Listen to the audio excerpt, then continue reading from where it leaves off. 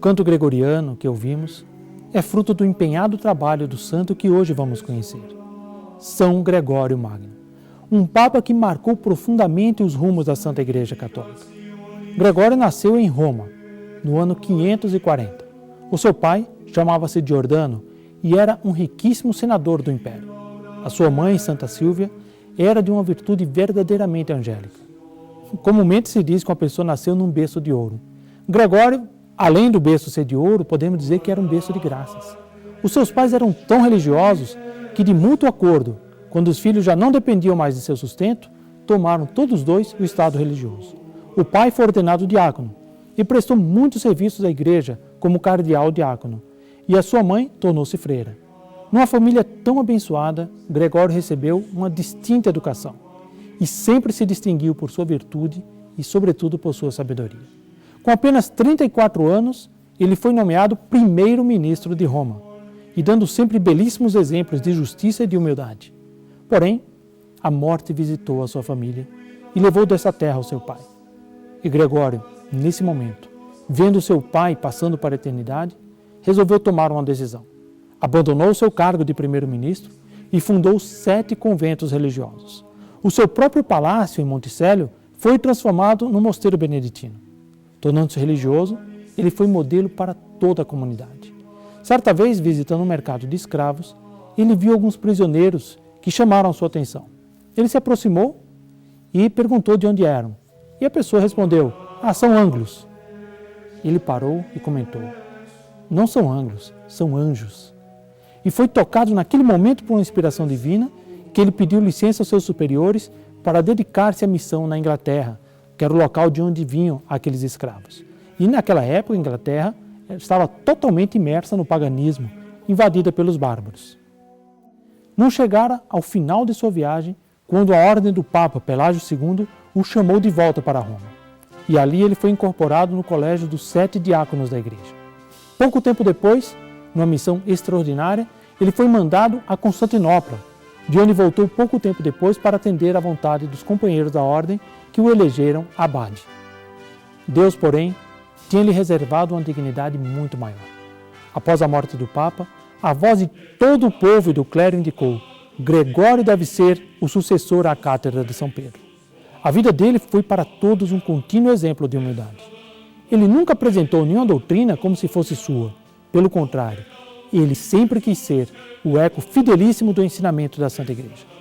Esse Papa Santo ressaltava sempre a necessidade de todo cristão praticar aquilo que ele chamava de humildade intelectual. É um ponto muito importante para pormos em prática na nossa vida a humildade intelectual. Sem ela, não é possível ouvirmos a voz de Deus. São Gregório ensinava sempre que todo cristão, seja ele leigo ou consagrado, deve ser pregador e missionário. Portanto, quando ele escreve sobre a palavra de Deus, ele deve banhar a pena no sangue de seu coração. Assim ele poderá chegar também ao ouvido do próximo. São Gregório insistia sempre num ponto primordial também em nossos dias. A santidade é sempre possível, mesmo nos tempos mais difíceis. A prova disso são as inúmeras pessoas que vivem conosco e que levam a vida santa, mesmo sem terem sido canonizadas.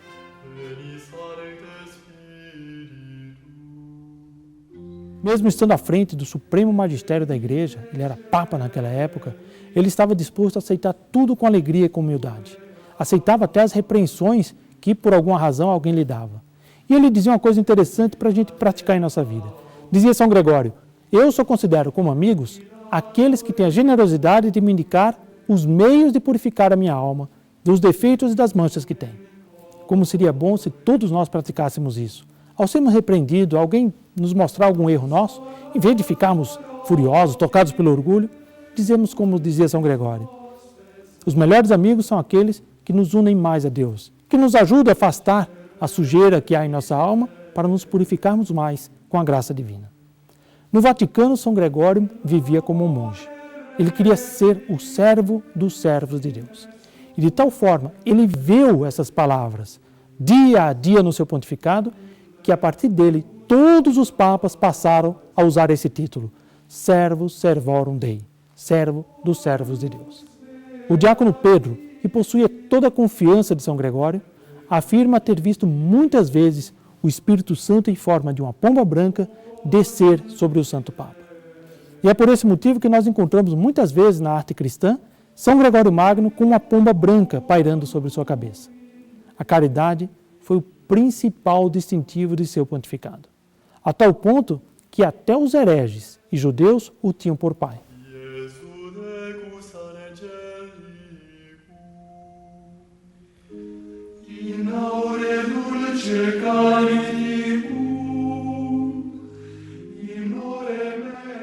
A música que até hoje eleva os corações católicos ao espírito de oração deve a São Gregório a sua estruturação e, sobretudo, a transmissão às gerações.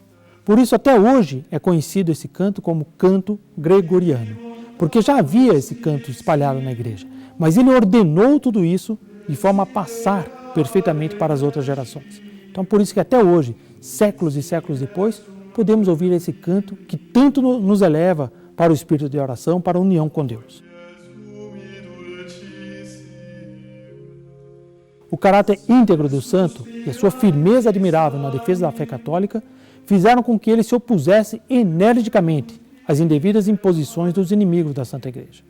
Ele reconduziu ao seio da Santa Igreja milhares de hereges, catequizou a Inglaterra, com muitos missionários que enviou para lá, restabeleceu a fé na Espanha, danificada pela heresia ariana, libertou a África da heresia dos donatistas, extirpou na França o uso da simonia, que é o comércio das coisas sagradas, e com seu espírito de fé, permitiu que em meio a tantas atividades ele escrevesse ainda numerosos livros de uma celeste sabedoria e piedade.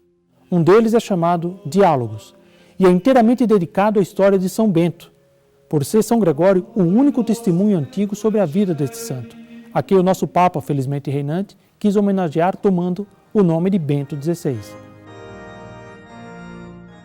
São da autoria de São Gregório mais de 800 cartas e comentários ao Evangelho. Ele ensinava sempre que as Sagradas Escrituras não devem ser lidas para alcançar conhecimentos teóricos, como se fosse um livro de história, um livro de geografia, mas, sobretudo, devemos ler a Sagrada Escritura e tê-la como alimento cotidiano para a vida do homem nesse mundo.